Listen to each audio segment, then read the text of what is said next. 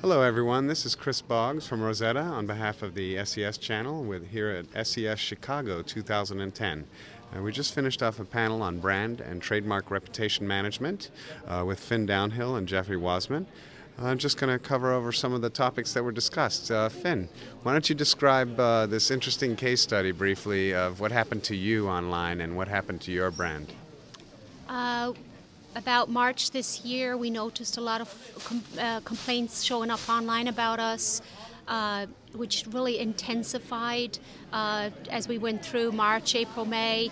What was happening was a competitor had decided, obviously, that we were in their way and kept posting defamatory, false information about us on multiple sites across the web. They brought up fake blogs, calling us scammers. They launched a full-blown SEO campaign to attempt to rank all of the information high in the search results about us. And basically, it was a smear campaign against our brand.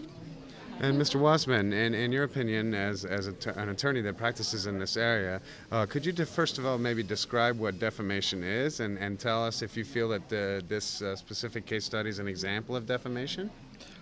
Well, defamation does vary by jurisdiction, but within Pennsylvania, for instance, very briefly, the remark has to have a defamatory nature, it has to injure one's reputation, blacken their reputation, must be published, it must apply to a plaintiff, a recipient must understand that it applies to the plaintiff, the recipient must understand its defamatory nature, it must not be privileged, and there must be pecuniary or monetary damages.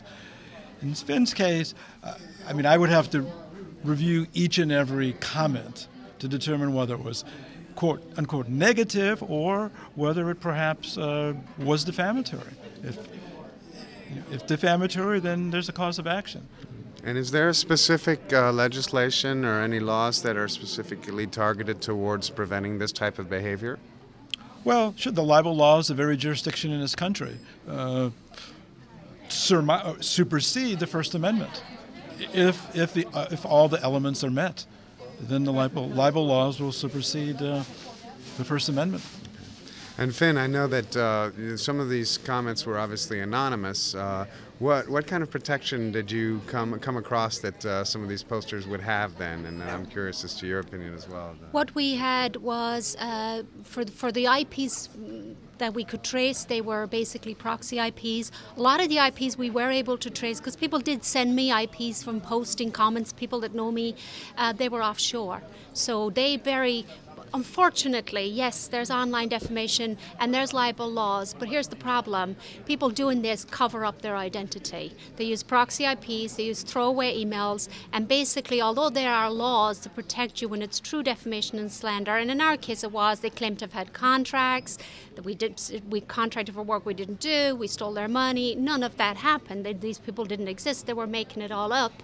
But unfortunately, because of the way they did it, it's very difficult to trace. Now, one of the things we were able to trace is the way they were linking to the defamatory posts to try and rank them high for our name. So we did have a lot of information, but unfortunately we have not been able to use it because the legal process is so expensive. So they cover, when it's a smaller company like ours, no matter how much information you have, it doesn't mean a thing in court. You actually go to court. You have to go to court to truly prove what these people have done, and it's a very expensive process, which is why we haven't gone down that road yet.